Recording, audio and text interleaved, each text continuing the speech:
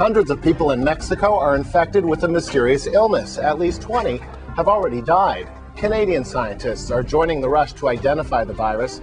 The investigators are also looking at several cases of swine flu in the United States to see if that outbreak is related to the cases in Mexico. The health authorities say anyone who's feeling flu-y after a trip to Mexico should go see their doctor, but that implies the doctors will know what to do. We're checking in now to see if that is the case. Dr. Michael Gardam is Director of Infectious Disease Prevention and Control at the Ontario Agency for Health Protection and Promotion. So, Dr. Gardam, just what do we know about this illness and this connection possibly between this swine outbreak, if you will, and what's happening in Mexico? Yeah, I think that really is the big question that everybody is wondering about right now. Is there a link between what's happening in the southern U.S. and what's happening in Mexico? I think given the fact that the two are directly joined to each other, I think we need to start thinking about the possibility that these are all linked together. You know what? In fact, I have something to tell you, and this happens sometimes on live television. This just is breaking on our wires here.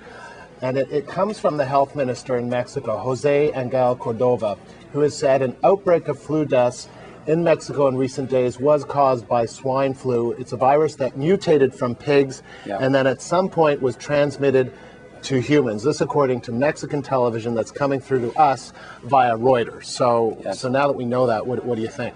Well, so as I said, I think what that means is we know already that the States had a novel influenza virus, something new that we haven't seen before. We know in the States we had evidence that it was transmitting person to person. If that's linked to what's going on in Mexico, then clearly we have a very large outbreak of a new influenza strain. So what would you tell people, what would you tell Canadians who have returned from Mexico recently who are feeling a little bit flu-y? I mean, a lot of Canadians feel flu-y at all times of the year. Well, that's right. I mean, we know this is the very tail end of the flu year. So if we start seeing an upswing in cases here in Canada, I think it would also be a reasonable assumption to say that those are related to Mexico and the States. Obviously, we get thousands of visitors coming from that part of the world every single day, or visitors or Canadians coming back home. So I think what we are recommending right now is exactly as you said, that people, if they're feeling unwell, they would seek care the way that they normally would. We're not treating this like SARS at this point, where we're telling people to be quarantined or isolated, etc. Right now, we're asking people to do what they would normally do. I think one of the key messages is if you're feeling sick, don't come into work.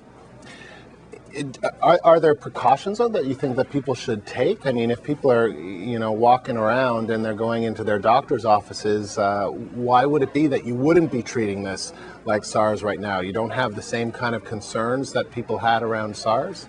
Influenza is different from SARS. Unlike SARS, where we really didn't know what we were dealing with, influenza is something that we have spent literally years, if not decades, planning for. So there are a number of guidelines in place. Ever since SARS, it's become very clear that if people have those types of symptoms and they're going to their doctor, they should be washing their hands. They should be taken into rooms quickly so they're not necessarily spreading to others. We've been doing a lot of work in this country preparing people for something like this. What kind of work? Well, this is just in terms of the federal government, the provinces working on, since SARS in particular, working on the basic sort of everyday ground rules, like I was mentioning, having people wash their hands, covering your nose and mouth when you're coughing and sneezing, when you're going to the doctor, mentioning that you might have these symptoms, etc. We've been doing this for a number of years already, and I think that, over the next several days, we need to hear the WHO weigh in on this to see how concerned they are. I think with this news, the WHO is going to be very interested in what's going on in Mexico and the States, and a lot of new information is going to be unfolding over the next several days. Well, we actually on CBC News Morning, we did speak to a representative from the WHO before we read this news that they are in fact linked, according to Mexico's health minister, and he said, and I believe his words were, there should be a high sense of alert So would you echo those concerns? I mean, how worried should people be about this? Well, I think, one of the things we talk about is the fact that when you have a new strain of influenza that people haven't seen before, in other words, their immune systems don't react to it, and you've got clear transmission person to person, influenza does this all the time. That is why every year people have to get a flu shot, because the virus is always changing. A virus like this might have the potential to spread more widely than your usual flu viruses. It doesn't, however, mean that it'll necessarily be more dangerous than your regular flu viruses. That's something that we're simply going to have to sort out over time. So again, flu viruses mutate constantly. This is another one of those mutations. In case you didn't do this, sorry, there was a lot going on, but just what kind of symptoms should people be looking for exactly? The usual influenza symptoms are fevers, muscle aches and pains, headache, often with a dry cough. Usually flu feels very different from your regular cold. There's not a lot of sore throat and runny nose. People usually feel pretty sick. The other thing I want to mention about this virus, there's been a lot of news about resistance to antiviral drugs. This particular virus is actually sensitive to the antiviral drugs that people have been stockpiling over the last several years as well. So what does that mean? Well, it means that, for example, were this virus to start spreading widely, Canada and other countries have been purchasing large quantities of antiviral drugs, and that these antiviral drugs would actually be effective for treating and potentially prophylaxing people against this virus. Okay. Were it to get legs and start spreading more. Okay, so what you talk about how people shouldn't go to work. You talk about how we have these antiviral drugs stockpiled in Canada. What else can doctors do to fight against it? Really what we're saying to doctors right now is that if people are coming to your offices with these kinds of symptoms, you would treat them the same way you've been treating people for the last 5 years. If you think they might have influenza symptoms, you would be testing them for influenza. If you felt it likely enough, you would actually be potentially treating them for influenza.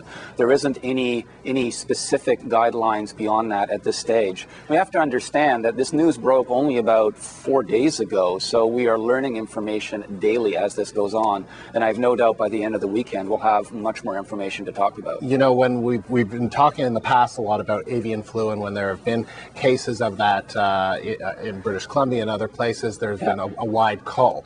Do you think at this point there should be a cull of some swine in California, where there appears to have been a case of swine flu? And also, the next question is, should people stay away from pork? And so the answer to both of those is definitely no.